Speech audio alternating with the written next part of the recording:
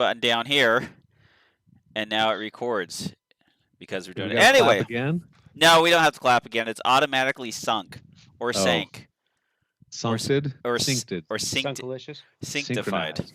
What is today? Today's the 26th of June, in the year of our Lord 2022, and I told Tyrell Kelsey, July is official IDPA month, which Why is means that? because we gotta go shoot an IDPA match. We're gonna go with Steve. We're gonna go shoot an IDPA match. We got to renew our memberships, and I have to become SO certified once again. And so this is. I told Tommy, me and Tyrell were talking about it. I was just like, you realize that June is Pride Month.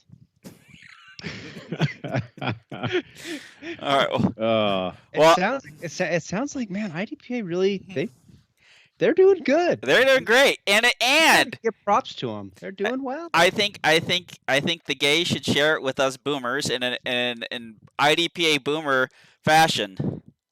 Father's Day Yes. present, Vicar's Guide, 1911. so it's a huge book full of. It's a book, right? Yeah, it's a picture book. So It's like a coffee table book. So this is volume 1. So it doesn't have since I showered, I didn't have my knife on me. It's 1911, not 1911A1. So it's like 1911s till like 1970, and so it'll show you. Okay, so basically the good 1911s, essentially the Series 70 kind of. Yeah, and so what they do is it'll give you like. It'll just show you like little pictures, not little pictures, huge pictures of different things about the guns that you like. So if you have like a 1911, it's like, well, the Remington made ones had this, and here's like pictures of their serial numbers and the types of hammers that they used and the little marks that you could tell them apart and all that jazz. And so there's Cooley. So this is my second Vicar's Guide book, and if I get any more of them, my bookshelf will tip over. So it's So it's geeky, Time- beyond geeky. Oh, it's geeky beyond geeky because you get excellent things. Like I just opened it up. You get stuff like this. Just gigantic pages showing you the details. What he's not showing you, Steve, is that when you open it up on the inside cover, there's a little card that falls out. It's a free complimentary 1-year membership to AARP. AARP. Yeah. But yeah, it's just you just get beautiful pictures, and then you'll get little. Oh, the Different guidebooks models. they're incredible. I Yeah. mean, somebody put some time and effort into making those look So well done. we should take pictures of this and send this to Ryan Koski here. But the United States Marine Corps contract issue, United States Marine Corps contract, and so it'll go into a whole section about their contract pistol that they had and show you all the little details about it and give you Cool. these things. And so they're $110 a pop, but they That's not bad. That's really not bad. I mean, No, it's not bad for what you get out of it. If you're a collector and you like the history of firearms, and they just keep Vickers does such a great job. yeah, and they keep going up in value. So You gonna keep that in your bathroom, Tom? Some Oh. bathroom reading. no, but I That already thing's have bigger than the toilet. I already have back problems sitting on the toilet for too long to begin with, let alone With the let alone 20-pound book. I'll have to have somebody like get me out of here. I'll be like the Be calling Life Alert. help, I'm falling and I can't get up. Get up. Playing with my little wristband life alert thing. Welcome to the PARAcast. I'm your host, Tomas the Boss Hernandez. Joining me tonight, not Kenny Terry. Yeah. Also joining us tonight. You know him from his what did I put? You know him as what gosh? See him in theaters. You know him as Buzz Lightyear. Did you just say Seaman Theater? See him in theaters. Buzz Lightyear, Steve Koski. Theaters.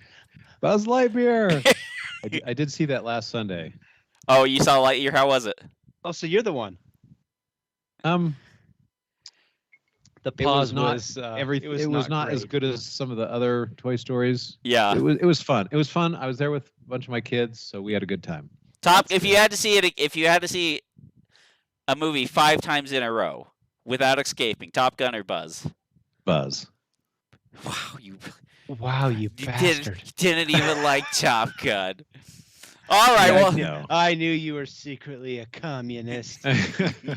Steve's like rooting for the 5th generation fighters. Like, yeah.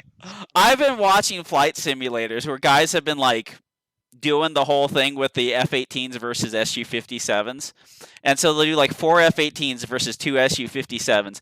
And the Su-57s, and just a straight guns fight, no missiles, the Su-57s destroy everything because they have such nose authority. They can just keep planting the nose. And then when they get in trouble, you know what they do? They just turn on the burners and they fly up. Because they can climb so much faster than the F-18s, they're just out of range. And so, Okay, what's an Su-57? an Su-57 is the 5th generation Russian, the Su-57 Felon. It is their answer to the F-22. Now, unlike They've got 3 of them. no, they have one of them. Oh, it's even worse. They had 2 of them. Holy They crashed one of them in an air demonstration.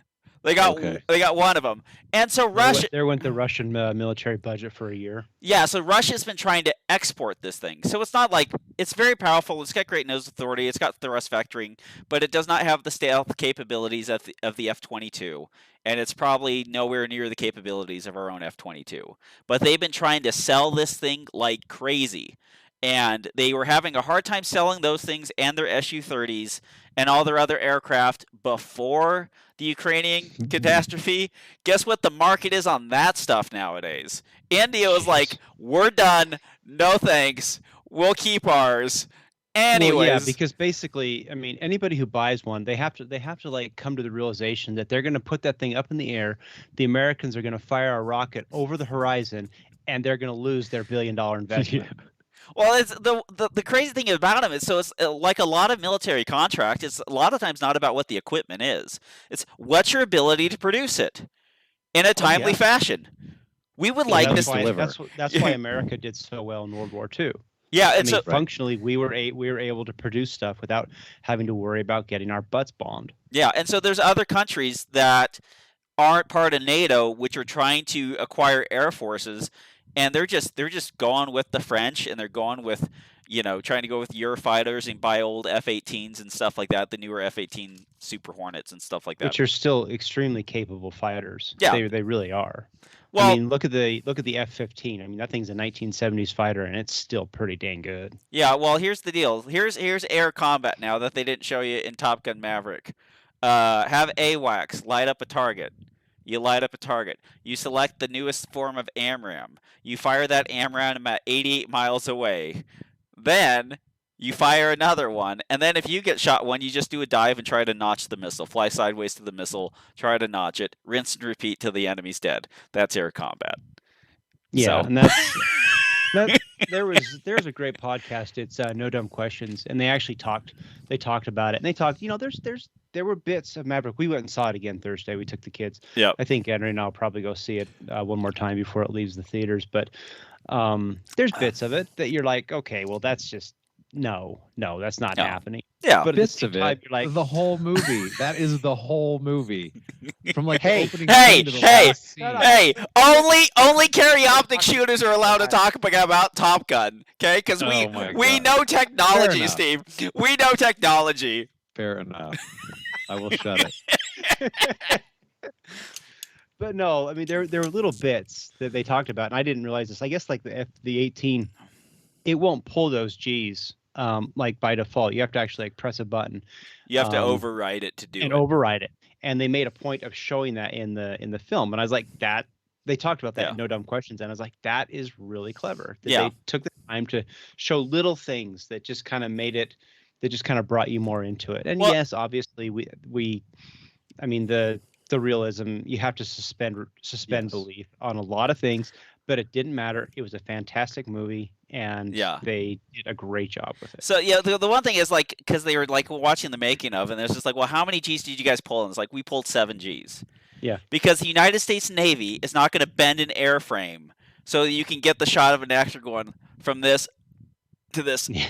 They're not going to do it. And so, yeah, that was really cool though. How they actually put the actors in there. They made them pull the G's. Yeah. Like little bits, What's- things that make movies fun. What's crazy is a lot of the newer aircraft have the anti-G lock thing, so if it senses that you're not under the controls, it'll level itself off because the Oh, yeah. the F-16 the Air Force's F-16 is notorious because it's such a high maneuverability fighter that you could just pull some Pass level of out. G, pass out, and just be like, done. And then it's just like, oh, look at that. Look at that. Is that like when I'm driving my There's Ranger it. and I take my hands off the steering wheel and all of a sudden it starts binging at me? Put your hands on the steering wheel. There's And a then when I don't actually respond, it like starts really binging, saying, "No, we're serious, dummy." there's a $70 million aircraft with a $10 million It's just pilot fluttering was down. just fluttering down. And so now another Yeah. will be like, we're correcting, thank you, and we're gone. So anyways, also joining us tonight, what did the ATF, the Humane Society, and the Fire Department have in common? Their hatred for Robert Wyatt. This is a fact. I really do appreciate, though, Tommy, how I go camping and I basically go dark on all the socials and internet for like 2 or 3 days. And everybody's first thought is, did the ATF get Robert finally? I thought you were. I looked up Utah County jails. I looked your name up in Utah County jails to see if you got taken away. I Anyways, appreciate that. things that's happened in the 2 weeks that we are off. USPSA presidential elections came out that I think who was it? Yemen had 49.9. 9.3%.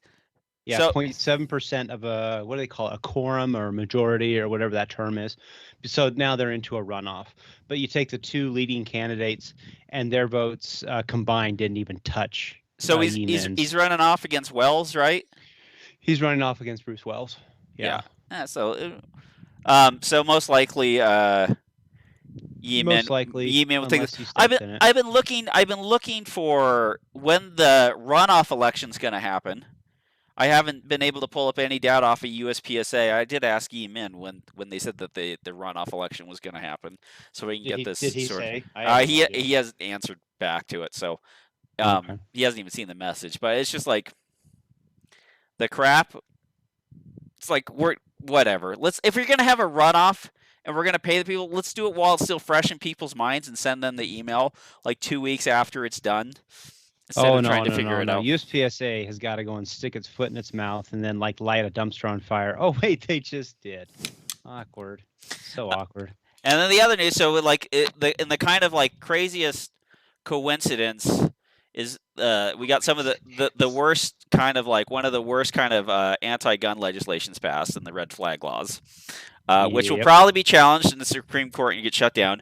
And then not only did we get shall issue permits on everywhere that has a concealed carry permit now within basically the day of or the day before, we now have a constitutionally, it's been put out there, not only do we have a right to keep firearms as an individual, but we have a right to bear them in public. So I don't normally love my country, but damn it, I love my country today. it was Not for the red flag thing. I mean, don't get me wrong. I hate the politicians. Those guys are all evil. Isn't the right to carry an arms outside of your home, isn't that like subject to prior precedent?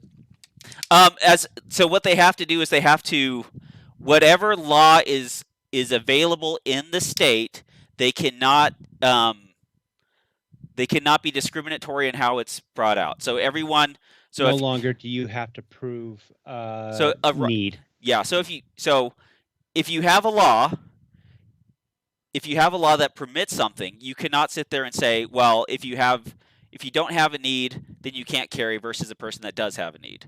Yeah. So Okay. Which is basically how like places like New York and California were doing it. We're like, we're not going to give it to you commoners. It's only all of our the crooked politicians' friends, people. Correct. Right. sheriff's buddies, yeah, stuff like that. So if And you that's have- the only people could ever get it. So if you generally have policies that would allow some groups of that state to have X privilege because they vocalized it correctly or properly Yeah. connected to the state authorities, people who are just law-abiding citizens now have the same privilege, and the states cannot discriminate against that. So basically, if it comes to who can open carry, who can open carry, who can do all that kind of stuff, there has to be an equal level that's brought out there. So yeah, I mean, it establishes like Heller and how Heller established that a person has the right to have a firearm. What are we calling this one? The New York decision? I don't know. The New York decision establishes that people have the right to also carry those firearms. Right. Which means that states cannot go and put onerous restrictions on a person's ability to do so. Right. That's cool. So, That makes me happier than all happy.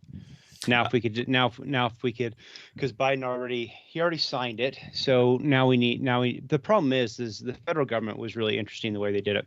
They didn't actually establish the red flag. They just said we're going to go and like allocate money to create the red flag laws. Yep.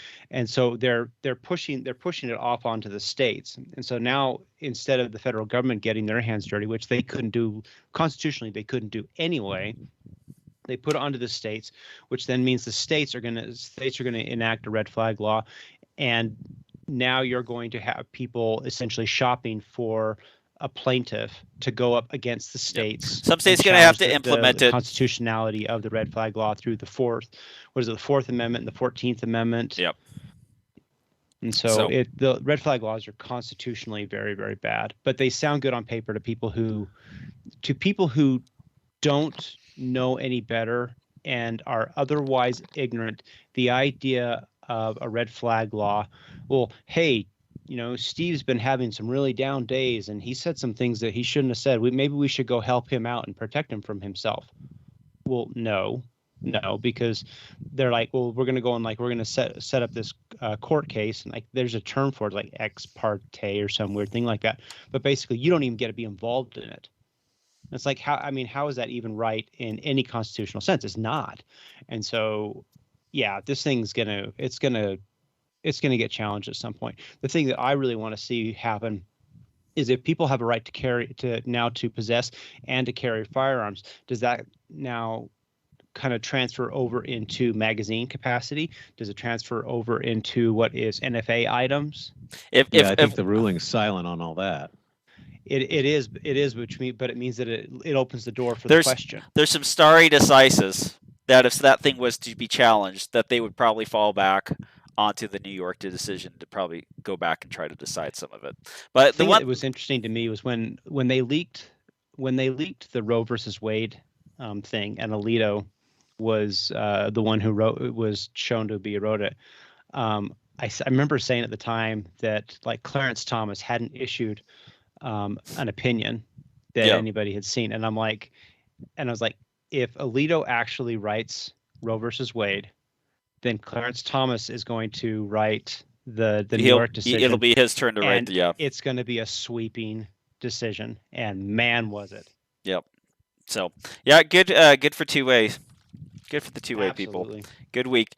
Bad week. Romney, though. Romney, you can go to hell. Well, there's 15 other people that hopped on board, but we'll see if it gets challenged. He's my congressman or senator. Yeah. And so, from my heart to yours, go to hell, you bastard. I sent him 4 messages on Instagram, and I called, and I sent the email over to him. I send one message to Mike Lee on Instagram. He gets back to me on Instagram. So. Yeah, that says all you have to say, which is really, really funny because everybody hates Mike Lee for some reason.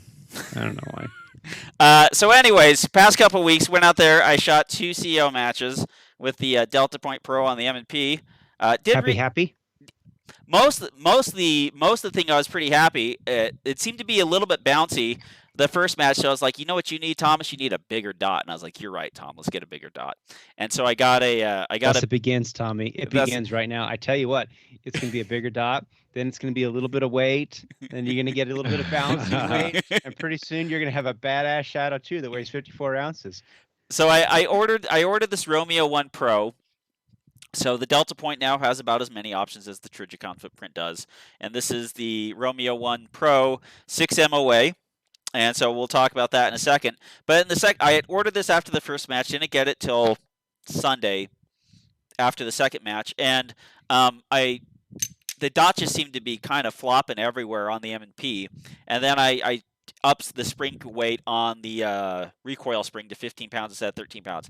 I had felt that when I was shooting it in irons with the M&Ps, that the 13 pounds just seemed a little bit weird, and the 15 help the gun track, but I thought since I had a dot, things were new and special, and it turns out they weren't. So I shot it with the Delta Point on it at the last stage, and I was just like, got a 10 hit factor, and I was like, this is the jam.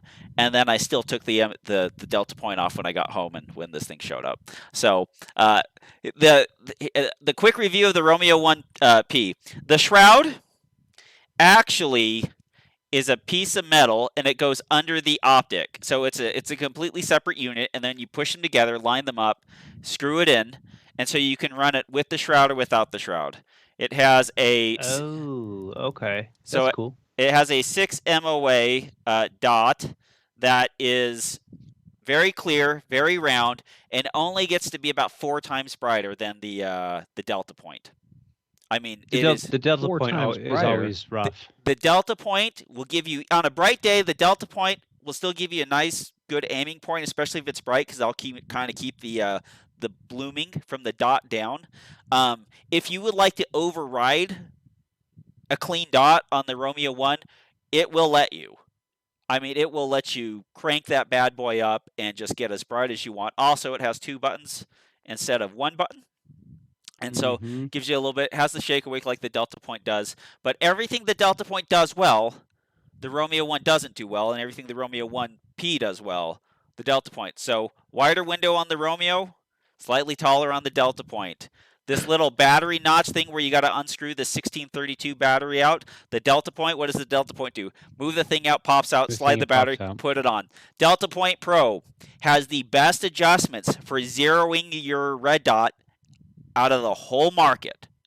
I mean, it is click, click. You can do it with a 9mm casing. Well, that's the SRO, dude. It's pretty similar, but yeah, it's good either way. Either way, it's good. This one has like the Hollow Sun invisible ones that you cannot feel. You have to kind of watch what they're doing. I mean, they don't auto spin on you, but they're not nearly as good as setting up there. And warranty, so lifetime on the glass and the body, but 5-year on the optics. Delta Point Pro lifetime. So you get a slightly bigger dot, and this one's a little bit lower. Wait, so how long is the glass in the body? Lifetime. Oh, good, because you'll need it. Yeah. Remember, was it the walkies that they had like 2 of them and the glass just fell out? Like, that's not good, guys. Yep. Never leave it to SIG to be like, we need some information on how this will work in the real world. Sell it to the customer. Exactly. And so, but this one is actually low enough for me to co-witness and use my iron sights. So it's a little bit thing. I do have the Delta Point, and literally as soon as I put this on, the next 2 days later, a kid comes up to me with an M17 at work, and he goes, I want to put an optic on my SIG M17. And I go, okay. He's like, you're going to want to use a Delta Point, because he goes, I want to have backup irons. It's like, that ain't going to happen unless you get the Delta Point with the rear plate and a super tall knife-like edge front sight, and then you could probably co-witness it. So he's probably going to buy my Delta Point off of me. If he doesn't, don't really care. Like it. It's a great optic. But, yep. Not too shabby. Steven? Not too bad. Oh, I shot the UDPL June match, which was a steel match, UML or whatever that thing was. In carry optics. No, I just shot it in modified. Big mags and a Glock 17. Oh, right on. But the match was what you think it was, what you're used to out there. Yeah. But it was nice. I shot on the squad with a bunch of old friends, and we were done shooting by like 11:30 and had the match put away. Well, we were the first squad done, and so we put our stage away, and yeah, I was home by like 12:30, which was amazing to have. Damn. That was, yeah. It'd be nice if you do that. Fun. That's one of those days when you get done that fast and you're like, let's do it again. One more more for the road. Well, I actually blew a couple magazines at the end. We were shooting the hostage targets with a little head swinger. Yeah. All right. Back at 35 yards. I was like, let me see how well I can hit those heads. That was pretty fun. Shoot a couple magazines at that. And let me guess, how many people are coming out to the UDPL matches right now? So it was not a huge group, which is probably why it was over right. in a reasonable over so quickly. So did you do well at knocking the head at 35 yards with your iron Yeah, sights? I was about 6 or 7 out of 10 shots I could hit it. I was hoping you'd be 1 out of like 10, and then you'd be like, well, I got to put a dot on the gun. I can't do it anymore. The freaking success at doing it's not helping us. Yeah, exactly. We're trying to get me. We're trying to You'll get have you. know move into because the of- future. But what I am going to do is I'm going to retire my Hotmail account and move to Gmail. Now, how's that? Oh wow! Damn, I still Only got like what 15 years behind? I still got a Hotmail account. I still have it. I don't know. I've just have it forever. I've had it forever, so I've had it. I just leave it. It's just my main account. So it's not as good. I understand that, but sometimes we love second best. Not joking. I really didn't think anybody still used Hotmail. I mean, like, there's a lot of those old mail things that I'm just like, do Yahoo people actually use Yeah, these people anymore? are still using Yahoo Yeah. accounts. I wonder if you can still make them. Well, Like I'm sure you can. I I'm would, sure you can. I would Oh, yeah. love, I would love it if Hotmail was like, we got enough. No thanks. No, they've just the Hotmail experience has gotten worse and worse, and more ads and crappier. And I'm like, you know what? I think I'm done with this because they want you to now pay a monthly fee to get a less shitty experience. Yeah. It's like, how about we don't populate? How about we don't sell your email account and then populate Outlook with ads? Nothing your but actual- ads. Just everything's full of ads, and you have a little window right here where you can look at your Oh, emails. I run it on my phone, and I'll pop it open, and it'll be like the first one will be like 2 ad experiences. Always I gotta an ad, yep. Swipe it away. I gotta swipe that bull crap away. Yeah, I'm just tired of that. Microsoft products. Bye bye. Everything that works on a Windows PC, I love, except for the actual operating system of a Windows PC. I was going to go out to that match basically, you with, like nothing. Yeah. I was going to try and get Coco to go out to that match with me, but he's down with the Rona. The Rona. Yeah. He got himself COVID. Sounds like it's not being particularly nice to him. He said it feels like somebody's stepping on his head. Yep. Yep. So hopefully that was yesterday, and today he feels better. So get better, Yes. Alex. Yep. It's a matter of time. Everybody's going to get it. It's the way it goes. Everybody's So- going to get it. It's funny. My in-laws, my father-in-law, he went and got his, what was it, the 4th booster, and 10 days later he got COVID. Yeah, That's not how any of this is supposed to work. the cases are going up, but the 7-day rolling death average is like 1 for the state of Utah. So it's just like everyone's getting it. And listen, having had it, But that's how you want it, though. it is a miserable disease. It is nothing but a slow, dull grind. My head hurts. How long is my head going to hurt? Just another 56 hours. Good. My shoulders hurt. And the one thing is too is like I went and saw the doctor, and the doctor gave me the neck shots I get for my spastic muscles in my neck and in my shoulders, and that's pretty sore to begin with. And then it's just like, and you're gonna have the soreness of COVID on top of that. So it's just like you're just laying there, just I don't even want to roll over. But anyways, Robert. What did I do? I went camping, and it was quite nice. I did not get arrested by the ATF. However, if I do, remember, kids, the chair is against the wall. But no, I came back. I went out and I practiced a bunch this week. That was a lot of fun. I had some old, these S&B small rifle primers that back in the day, you could used to actually light those off with a standard pistol round, but they changed the compound, and there's a green compound instead of a blue.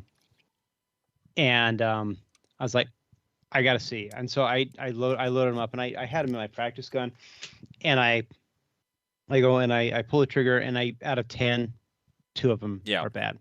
And so I was like, well, I got time, so I threw my 13-pound in there. Out of about 10, 2 of them had problems. I'm like, well, F this noise. So I threw the 15-pound hammer spring in there. Out of about 10, 2 didn't go. The small rifle. I'm sorry, everybody. We all had the same idea at the same time, which was, wait a second. I'll use small rifle primers in my pistol. And then at the same moment, like 2 weeks before that, all the manufacturers like, listen, we could save a bit of money if we just made these anvils like a little bit harder or whatever, like skimped on like the thinning process or whatever they were doing. Whatever they because use. No, I can't. There's not anybody I know who's buying small rifle primers off the shelf now, putting them in the guns, and unless they're STIs with extended firing pins or CZs with heavy mainsprings and extended firing pins, that's getting reliable ignition. That's what I have. Yeah, and it's still. But to be fair, these They're- SMDs were always suspect. So I would The- think I'm the- gonna actually take out the the- CCIs and see if they'll launch. the primer's been like skewered by the firing pin, Yeah. and it's on the back of the breech face. It's Just blowing out the removing them back. out. I had a question for you guys. So I was at dinner with a guy. So they invited us over for the barbecue, and we're talking. You know, everyone knows I'm into guns, and so he's like, "Can you help me with the problem?" I was like, "Yeah, I'll help you." So he brings down an AR-10 upper, and this is a bitch of a problem. I wish I'd never volunteered myself for this. So he was shooting some surplus or remade, but basically like 5 years ago, the super cheap 308 ammunition you can get that was steel cased. And what happened was he was shooting, and so the bullet left, but the bolt stripped off the back end of the steel case, and so the only thing that's in there, right in the chamber, is a perfectly formed steel case that you can't grip from the back, and I can't push a rod down because guess what? The chamber is wider than the diameter of the bore. And so I can't get a purchase on how, and I can't Wait put a a minute. rod. Oh, You how can't is knock the because the whole head got ripped off, so there's nothing to push against. the whole rim of the case was torn off. So Oh. I have a perfectly encased tube where I can't put a rod down there and smack it off from the back where the primer would be because Right. that's gone. When you look down the barrel, Yeah, it looks you like see a clean. daylight. It's the clean barrel, and then you can only tell. And so I've been trying to figure out a way. I'm gonna order a. Can you remove the barrel? I'm gonna get an upper receiver. I found Like, one. can you Yeah. if you can disassemble and just isolate the barrel, that alone is going to help you a ton, because at that point you could get in underneath that thing and create enough of a lip, Yes. and actually So- like use needle nose to Twist basically it. rip it out. Yeah, twist it. And the problem that he has is because I know exactly why he did this, because it is a problem that is very unique to overgassed guns. When like with the AR-15, if you had a carbine gas system, that steel would not. There's a term, I don't know what it's called, but you know how like when it expands to Yep. fill Yeah, up the chamber, yeah. and then it shrinks back, the steel doesn't do it fast enough, and so you have the extractor that's trying to rip that thing out. No. And that happened with carbine gas systems, and it apparently Yeah. happened with the 308. The 308 is horribly overgassed anyway. It's a 16-inch Bushmaster, so he's not a big gun guy, but like Right. somebody was happening, and they were like, "We can get you these factory new Bushmasters for like $4.99 AR-10s," because it was like Not a friends bad. and family discount, so we got it, and it's a carbine length gas system. And he's just like, I just thought it was like because the ammunition was cold, it stripped. I was like, no, this is bad ammunition and a lot of freaking pressure to rip the Yeah. back of that case off. And his bolt's fine. Get the barrel out of there. Yeah. If you can get the barrel out of there, I think you can actually resolve the Because problem. I've been using a punch, and I'm trying to bend the wall of the case Yep. ever Mhm, so mhm. slightly in, so I can grab it at a So you certain can angle. grab on it with like a pair of the needle nose channel locks. Yep. That'll get them. Yeah. So I need to remove the barrel. Somebody gave me a barrel vise like 10 years ago. Oh. So I was like, okay, I'll get the barrel out, and then I'll put the barrel vise in the vise Yeah. and wrench that thing out, and then we will look for an adjustable gas block for him, because that's and tell not. him never ever again use Tula. I don't even think it was as high quality as Tula. Well, So you know what? Honestly, if you can use that steel case just fine, as long as it's not in an AR-10. Like if you use it in a bolt gun, no Yeah, problem. yeah. It does it just because you're not extracting it hard. But Or you're not extracting it at the same time that yeah, it's still under pressure. Yeah, and you're ripping exactly, it off. Exactly. well, yeah. good thing steel's very soft. Oh yeah. I mean, we should use that in everything. Just went with it. Yeah. Oh my gosh. All right. Head on over to dominatedefense.com. Use promo code PARA10. Get a Mach 1 speed belt. Get any belt you desire. They're great belts. You guys Take need to come 10% to off. the USPSA match so I can give you your jackets that he made. Heck yeah. Yeah, heck yeah, we're coming. I think they're for carry optic shooters, Steve. So you might have to mount your dot and show up and sign up and carry optics. That What would are be you worth it. what are you going to shoot for Utah State IDPA? I'm probably going to shoot the 15-round division. 15-round SSP. He's going for an overall. SSP. That's what's funny is No. SSP is the new open in IDPA. I want those mags topped off. Do you think it's going to matter? Because with somebody mentioned this, I think we talked about it, but I mean, 15 rounds, you're still gonna. It just means you're gonna have to tack load. You're either going to have to tack load, or you will be able to get to the last position with enough ammunition that I don't think it will matter.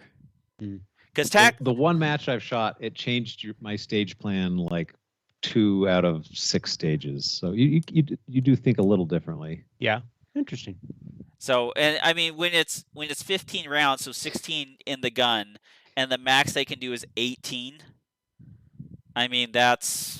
Boy, wouldn't that be cool? Well, no, I was going to say, wouldn't it be cool if IDPA went and increased the rounds per stage? But they shouldn't.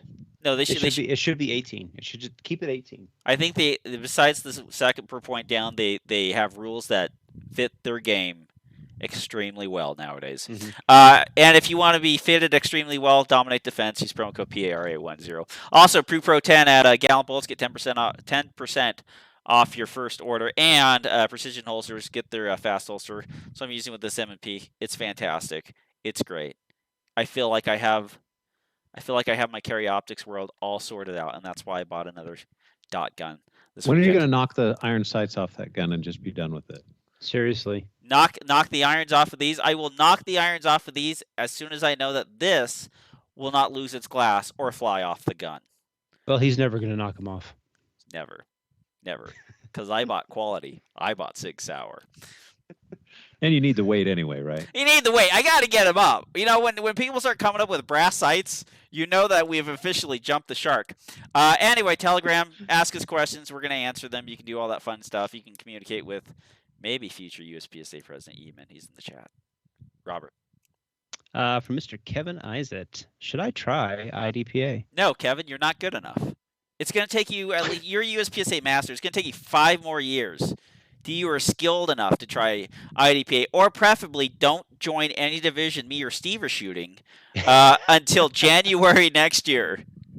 I feel like that is the best option possible. The thing I want to know is when Stepan's banning from SLPSA is lifted in, was it September or whenever, I wonder if he's going to keep shooting IDPA up at the North Club, or if he's going to come back to USPSA. I doubt we'll ever see him at an IDPA match again. You think so? Yeah. He's hyper competitive, right? Mm-hmm. So that's not really the home for your IDPA. If you're planning to shoot the Utah State IDPA match, you need at least 2 IDPA matches before that, just to get kind of used to the rule set and prevent yourself from doing something like taking artistic liberty with the stage. Getting 16 procedurals and shooting targets, like you want to shoot them inside out. Not going to happen. Not near to far. Not near to far. There's all this sort of stuff, and then getting your equipment kind of sorted out. I was half debating to do the appendix / IDPA vest just to make the tack loading easier by dropping the magazine in the empty Kydex holster. Because you imagine if you just go bam, bam, bam, drop it in the holster, it's not going to fall through. Your pants are already pushed out because guess what? There's a holster in there.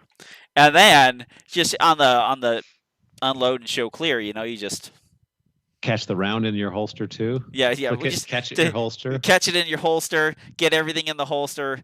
Holster the gun. I thought it would be, but I'm not sure how much quicker it's going to be. If it's going to be like a tack load heavy, that might be the plan. Like if I'm shooting CDP, I'm like, let's get ourselves an appendix holster, because if I'm going to be tack loading 17 times in this 12 stage match, then I am going to want a convenient spot to put this. And let's face it, as we get some of us, you big fat guys, this might not help you because you're fat. And so do we know if it's legal to put a mag back in the holster? I haven't seen it. I can't say it's not illegal. Neither have I. I can't say it's not illegal. Well, generally speaking, in IDPA, if it's not written down, then it's illegal, or is it? I thought there was a. You'll have to correct me on this. I thought in there one was of the rule books it said pocket, magazine carrier, or belt line. But I don't know if that's still the ruling or not. But that doesn't mean you can put it in the holster. That's not a magazine pouch. It's in my belt line. That's my belt line. Your holster is in your belt line. So Well, like, what are you gonna It Way to feels like go, Tommy's way to gonna go. plunk down Attorney $100 and lose it. Well, it's like if you put it in the holster while the holster was on your strong side, I'd be like, that's illegal. But we have it is on your belt line though. we have the Well. belt line clause that's specific. It's inside the belt line. It's inside the belt line. I don't know what they would do with it. I don't know. I mean, But I wouldn't there's want to probably find 5 out or as the 6 state IDPA match. people who are going to figure this out before we even get there. So, From Mr. Mark Miller, what's your insight on the cluster that is nationals? the Cameo range, Cameo range, nationals, where they Jake Martin's telling Infinity to go pound sand. Yeah, I mean, this is a dumpster fire of all flaming dumpster fire proportions. And honestly, it's not really USPSA's fault. I don't really, because they got caught in the other thing in Colorado, and now this. And if we haven't had a problem with that range before, there was no reason to suspect that we would have a problem with that. Now, the other part of me says, like, USPSA needs to come up with a plan for magazine restrictive states and its major matches. And my plan was simply, you don't have to change the rules or anything, but just put 10-round or lower divisions.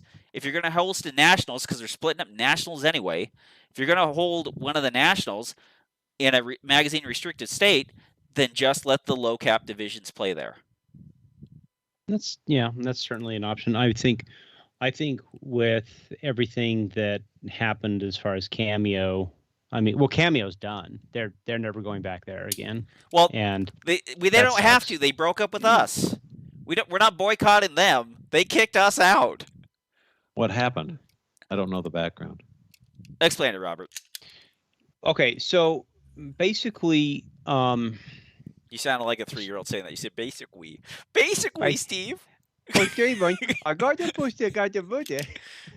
So basically, Nationals was going to be held at Cameo, so it would have been the high cap Nats or whatever the heck they called that thing, and comes out when they had 2-gun Nats that there was somebody had sent a letter to some anti-gun groups, it was like Ceasefire Colorado or something like that, and said, hey, by the way, do you know these guys are going to be bringing these high cap mags into Colorado and loading them all the way up?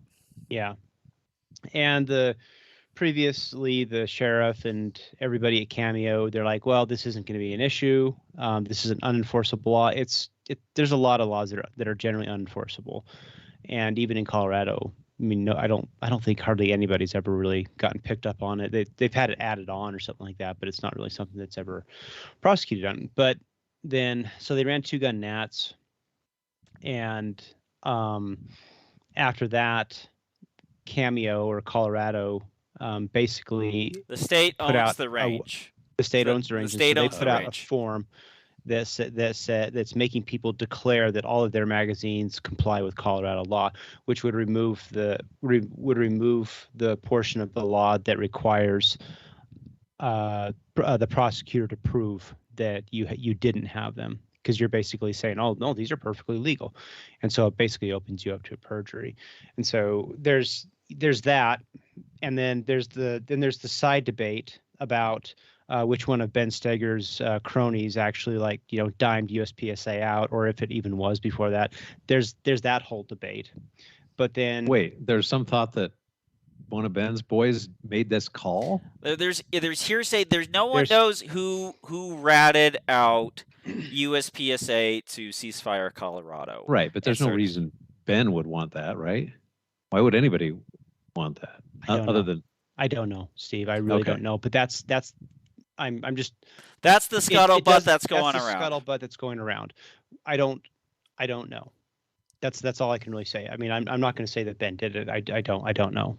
But he's been very vocally against USPSA for so long that the scuttlebutt the word is that he, through the way his audience somebody went and dimed out USPSA. I don't think that's the case, but that's what's going on now. So USPSA then gets this. They get this letter that they all the competitors have to go and sign, and they're like, no, we're not doing that. So now they moved it back to Talladega at the end of October, and once that happened, Infinity, who used to be the sponsor for nationals at Cameo before they kind of bitched out, And the reason put it out got this moved, letter saying, the reason ahead. it got moved to Talladega is because Colorado threw USPSA nationals off the range. yes, So yeah, Right, And by so- virtue of those forms, which people aren't going to sign. So we're it's not just going to over. have our guys sign them. All right, then Right. you don't get It's to over. compete here. And so Infinity comes back and says, hey, now that it's in Talladega, we'd like to extend our offer to sponsor nationals. And then this is the weird part, because it seems like what happened was Jake Martin's got some buddy of his, which that's generally not in dispute, who was a lawyer, to go and write a letter back to Infinity saying essentially pound sand. And that's where it's at. And like why they did that, so I have no idea, because Infinity kind of came back and they're like, we have a long relationship with USPSA. We like USPSA, and we want there to be a long relationship with USPSA. But right, wrong, good, bad, I don't know why they had to do it, but they just decided that they were going to tell Infinity to go away. And so that's where we're at right now. And so it's just this giant dumpster fire of all this stuff going on about, I mean, when did USPSA make the deal to go to Cameo? Who's the one who signed it? Was it Gary Nash who signed it? Was it Foley who set the whole thing up? A lot of that at this point kind of doesn't matter. Yeah. Because before Two Gun Nats and before Ceasefire Colorado got their hands on it, there were matches that were run left, right, and center in Cameo. It was a gorgeous range. Everybody spoke extremely highly of it. It is a great place to hold a match. But as soon as that happened, then it turns into the standard gun owner in America circle jerk firing squad where we all try and kill each other, because gun owners in America are the stupidest effing people alive. That's who we are, and we like burning each other at the cross. And we like bringing like washing machines to the rain, out onto the out onto BLM land, and then shooting and holes in destroying them, it, and then leaving them. Yeah. And some of them even shoot iron sights in the year 2022. You son of a bitch. How dare you, sir? That's where it's at. It's a giant mess. Well, I don't know. So the match is now at Talladega. The sponsorship is in question. I think SIG picked it up. Okay. I think SIG. So the show goes on. The show goes on. Functionally, for the 80% of USPSA members, this doesn't mean nothing. All of this, they don't care about it. They don't care about any of it. Yep.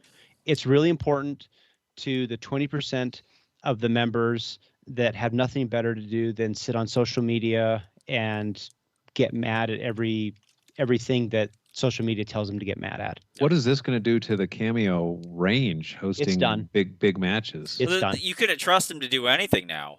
I mean, if the state is looking at even for IDPA, if they're looking for anything like that, that's going to put members in some sort of. Oh yeah, IDPA is still holding their match there because it's too late to move it. So sorry, it sucks, but they won't be having it there ever again. Then that sucks. Yeah, that really does suck. And the other part too. The problem is this form that they're making people sign at Cameo. They're not making them do it anywhere else. So this was a deliberate shot against USPSA. Yeah. Well, the part of me is it's amazing that in states like New Jersey, New York, California, Colorado, that we have not run into the magazine capacity issue before. Like it's come to this now, and a lot of the times, especially like the California ones, like, well, I bought this when there was the stay on the magazine rule, and I bought 700 magazines, and so these are my legally owned magazines, so I can use them here or whatnot. Which obviously is not going to be the case with every magazine that's ever been shot or used over there. But a part of me is like, what part of, like, we have L10, so people who were like law-abiding citizens in those places could like travel around and shoot L10, right? But it's always kind of amazing to me that USPSA has not come up with a solution for those areas. And Well, there is a solution. They say it. They say it in the rules. It's like 3.6.2 or something like that. That you're essentially governed. Your divisions are governed by the magazine requirements or whatever of the state. But as is noted, we've noted like time and time again out here in the West, generally speaking, people and cops and the world doesn't give a crap about magazine correct, sizes. Yeah. They don't pick you up on that. Well, it's not they don't put up roadblocks and have cops sitting there saying, "Let me see your magazine, son." Yeah, it just doesn't happen here. Back east, apparently they're more inclined to do it. I don't know. Yep. What's up with that? But I guess that's a thing. Well, that's the one thing. I was like up in Canada when I shot IPSC matches. It was very restrictive, and so they're very very and Canada went and banned the sale of handguns. Yeah. Justin Trudeau just recently. You heard about that? Yeah. So the one thing is like whatever your local club is, do whatever, because your local club has a better understanding of the area and what they can do and what they can't do. But Sure. when it comes to national matches, USPSA should probably set a policy of, if we want to have low cap nats in a place like California, for all those people to go up and go to and do all that stuff, I think that's perfectly reasonable and fine. I don't want a low cap. I don't want any national match in California, strictly for the reason that there are so many Californians. They would basically fill out that match in the first 20 minutes, and everybody like west of California or east of California would be like, "Well, crap, there's the waiting list." Well, look at Area 2. Area 2 is the perfect example. If you're not signed up in the first 6 minutes, you ain't getting in. Well, the other part too is there's only so many ranges in the United States that can actually host the nationals, and so now when we have Cameo tosses out, what do we have? We have Florida, we have Illinois. What else do we have? Universal. Yeah.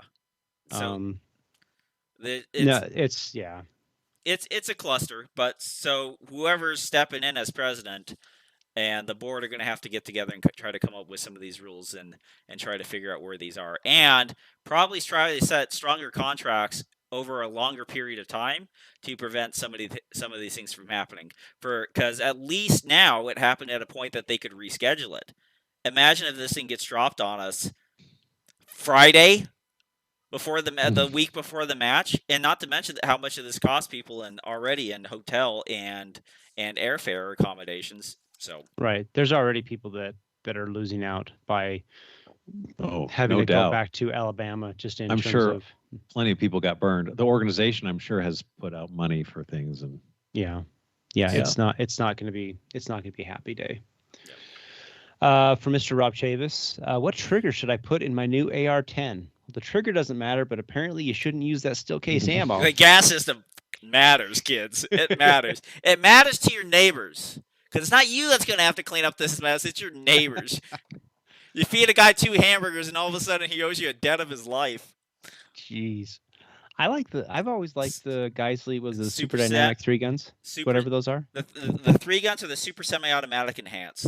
The super semi-automatic enhanced are basically the gold standard of triggers, and so you can get that. There are some other triggers that are popping up that you see are mil-spec springs and have good, nice, clean brakes on them, and generally those are dropping in as whole kits. But super semi-automatic's great, but you can literally, as far as AR triggers go, like throw a rock blindfolded, you're gonna hit probably a decent one. Mm-hmm. Yeah, but generally speaking, whatever you have in your AR-15, put it in your AR-10. Yeah. Happy days.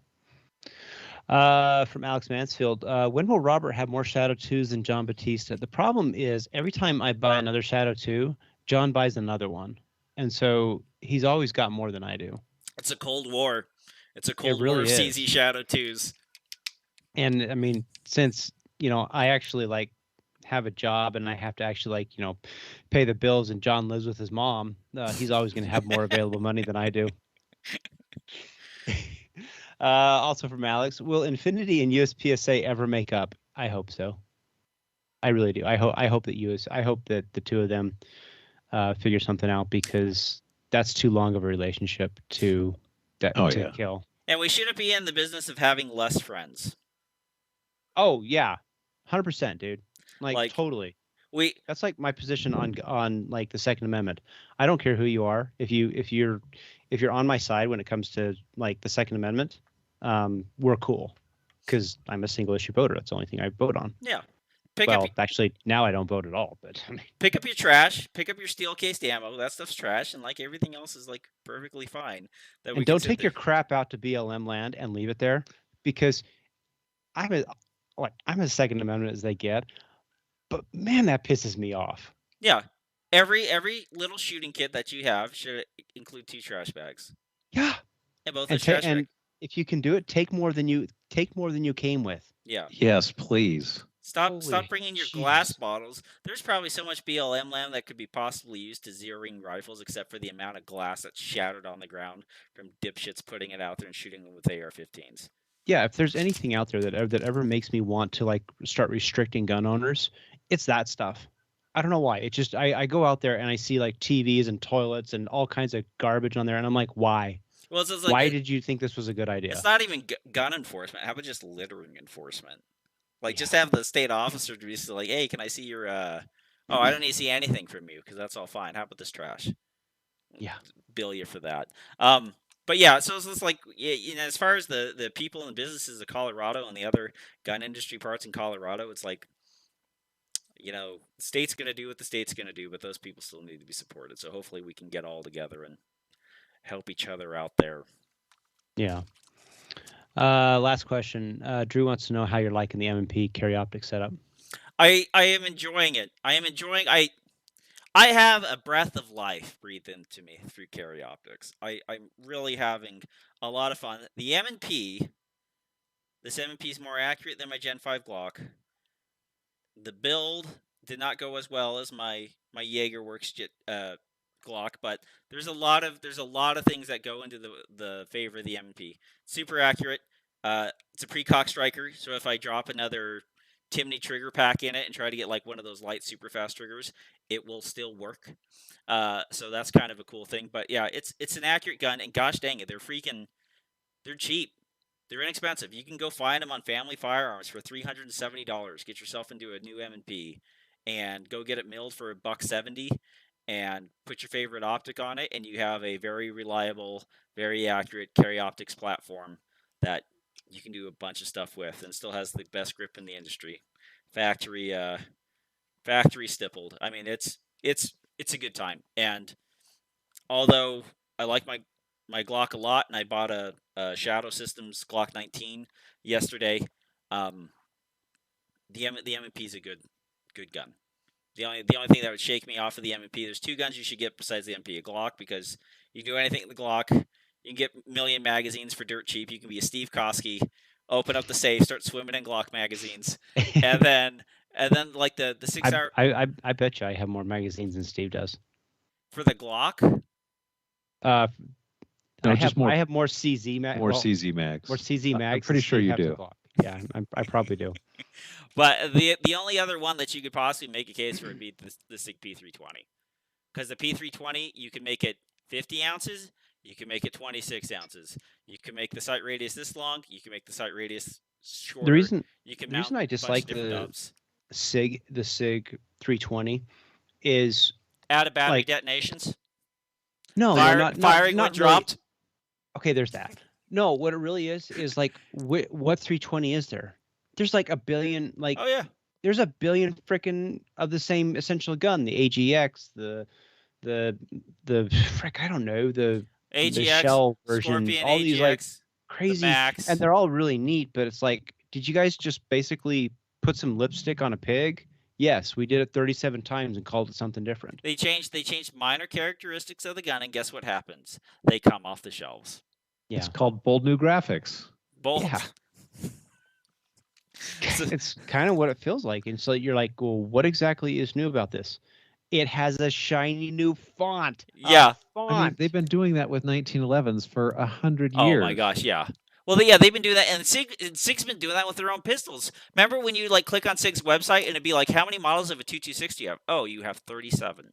Different color characters. Would you like the Scorpion Desert Tactical single action only, or the Scorpion Desert Tactical traditional? But marketing, Yeah. Yeah. it's got to be something new and shiny to. And SIG's great at that. SIG's great at marketing, and honestly, like good for them because they spend money in organizations like the USPSA, and they get their marketing, and they have the widest base of beta testers in the industry. You didn't know when you bought that gun, but you immediately became a beta tester. Thanks for helping SIG's quality control, kids. Thanks, and you also paid the new gun price. The R&D price is based like That's like my software that I use for drawing homes. Every time they come out with a new one, so right now they're on ArchiCAD 25. We're still on ArchiCAD 22 because we learned way back in like ArchiCAD 8 that the newest version, you were basically paying $3,000 to be their personal beta tester. You're like, no, we're gonna not stay playing free that behind game. current. Uh-huh. the walls of the house just slightly narrow as you go down the hallway, just ever so slightly. It's like, what the hell? What's going on? The contractor's just like, hey, every 6 inches, it's got to come in a centimeter. So that's what we're doing. That's what we're doing. Yeah, there's a lot of cool guns out there, but I mean, right now, and we kind of predicted this during the riots and COVID of 2020, is they're going to produce a lot of guns. And the big three are trying to get rid of guns like it's going out of style. So if you have somebody in your life, you would like to buy them a firearm, the gun.deals, type it in and find it, because I got a Shadow Systems optics ready combat model, their Glock 19, that has the infinite optics footprint and all that stuff, for $610 yesterday. Wow. I still need to find a 320 for that little brace kit that I got. You can get a 320 with a Romeo 1P on it, this optic, on the gun from the factory for $789. You can get M&Ps for $370. You can get Glock 5th gens for $480. Like, What? My problem. It's everywhere. Why? Because they You can made get too a- many of them. You can get a Gen 4 Glock 22 for, what was it, like $350 or something like that? Yes. I kind of want one. I have 40 Smith & Wesson, and I have like 250 cal ammo cans filled with 40 Smith & Wesson, and I'm like, I gotta use something with it. I was looking at. Give it to Kenny. Kenny needs it. No, Kenny- Kenny doesn't need it. Kenny doesn't shoot. If it's not a big rifle round, Kenny doesn't shoot USPSA anymore. Kenny doesn't shoot because he doesn't have 1,000 pieces of brass to go through every week, like he likes. But like I was looking at Glock 26s because I was like, do I want a Glock 19 or a Glock 26? So I typed in Gen 5 Glock 26s, $410. Oh my The gosh. MOS models were like $520. Like, it is the best What time the hell? ever to buy Smith & Wessons, SIGs, Glocks, Rugers, any of the big companies that can just produce like there's no tomorrow. It's going like crazy. And as I learned from finishing my 30-hour basic economics books, one of the most costly things for any producer is storage. And so, Really? Yep. Huh. So Soviet Union had the biggest problem with this because if you can't predict the need of the customers, if you're a centrally planned kind of organization, what do you do with the excess? You have to You let store it rot in the fields. or burn it. And so you have to find a place to store it. You have to move it to that storage. And the other part is the retailers do not want 8 million of your guns sitting on their shelves, preventing other products that actually sell from moving. Yeah. So you are highly incentivized to keep it moving. So there are guns that are going to be being sold not at a loss, but pretty close to what the dealers are paying for them. Yeah, the gun market must be really soft. Because I mean, just remember 18 months ago when couldn't find a gun. You couldn't get a gun that you wanted. You could find a gun, but not the one you wanted. Yeah, and so now it's like what happened is we're still selling a lot of guns, but we have titans of manufacturing knocking this up. Smith & Wesson can produce over 2 million guns in a year. Jeez. 2 million guns of all different makes and sizes. And that's they could just that's put impressive this- until you realize that during, what was it, 2020, they sold 20 million guns in June? Correct. Like up to June. Yep. So the gun market it's a great time. So if you have somebody turning 21, you have somebody who's a significant other, and you would like to get them in something nice or get a Christmas present, there's no better time than now. Go get it. Get your stuff. And on that, visit our sponsors, because you're going to need something to put that gun in, and you're going to need something to fire through that gun. God bless you in your quest for primers. Don't come to my house.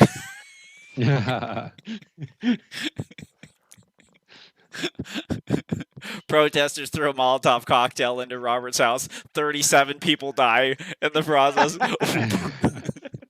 How many of them were shot? With primers, a lot. And then there will be the conspiracy theories. The Air Force dropped the mother of all bombs. Largest fire west of the Mississippi since World War II. Where's that cow? It kicked over the lantern. Son of a bitch. Burned Murray to the ground. I would hate to be the lady who got blamed or had the same last name. What was the name of the lady whose cow supposedly kicked over the Is it lantern? Mrs. Brown? Miss Mary Mack? No, I don't know. I don't know. Brown or whatever. Doesn't matter. Things you remember from kindergarten. Fires in Chicago. Anyways, thanks for joining, downloading, listening, subscribing, doing all that stuff for Kenny Terry, who's not here. Nothing silence. Anyways, get back For Kenny. For Kenny. For Wayne. freedom. For Coco. Hold Yeah, your, Coco. Coco. Don't die, Coco. It's your sword. If you die, I want that Glock 34 back. We were razzing him, trying to figure out which guns we get if He he dies. should pass. Yeah. But he's not going to. Dang it, not I going to. know. It's so bad. I mean that's good. That's mostly good. He betrayed Oh. Robert by sending his Glock 34 to get dotted, the same one that Robert loved, but traded him for a CZ. And then Robert's, how dare you do this to my firearm? Like Robert still owned it. That bastard. I felt bad for him. He was crying. He's like, I got this P09 and I don't know how to shoot it because it's like a double action single. And I'm like, fine, I'll trade you a Glock 34 for it, but I want it back. Okay. 5 years later, he goes to send it off to primary machine to get cut, and Robert's like, "How dare you? How dare you do this with your own property?" Anyways, thanks for downloading, listening, subscribing. For Steve Koski, Robert White, Kenny Terry, wherever the hell he is. I'm Tom Screw Nelson, him. beating you peace, love, and soul as we depart into the open waters of the sea of life on a little tugboat we like to call the PARAcast. Hasta la vista, baby. Good night, everybody. Oh, and someone Oh, waved. and say hi, Robin. Was that Robin waving? Who was raving? Must She be said Robin. goodbye too. Good night.